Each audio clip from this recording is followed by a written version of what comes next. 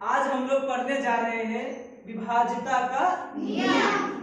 विभाज्यता का नियम में सबसे पहले हम लोग को पढ़ना है दो से विभाज्यता का नियम। किससे विभाज्यता का नियम? दो से विभाज्यता का नियम। तो दो से विभाज्यता का नियम कहता है कि दी गई संख्या के अंत में या तो 0 हो या 2 हो या 4 हो या 6 या 8। क्या सब बोले हैं? 0, 2, 4, 6, 8। इस 0, 2, 4, 6, 8 में से कोई एक अंक यदि दी गई संख्या के अंत में होगी तो वैसी दी गई संख्या 2 से विभाजित होगी। जैसे एग्जाम्पल यहाँ लिखते हैं, जैसे एक संख्या है 320। अब हमें यह पता करना है कि 320 दी गई संख्या 2 से विभाजित है या 3 से विभाजित है। तो 2 से विभाज्यता का नियम बताए कि दी गई संख्या के अंत में या तो 0 हो या 2 हो या 4 हो या 6 हो या 8 हो। तो यहाँ पे देख रहे हैं कि दी गई संख्या 320 में अंत में क्या है? 0 है।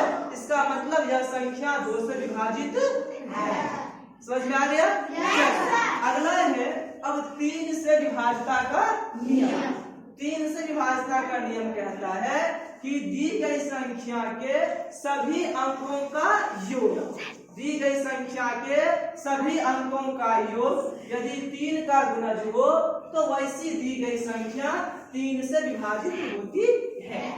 जैसे एक एग्जाम्पल लिखते हम 321। अब हमें पता करना है कि यह 321 दी गई संख्या 3 से विभाजित है या नहीं। तो 321 में कौन सा अंक है? 3 है, 2 है, 1 है।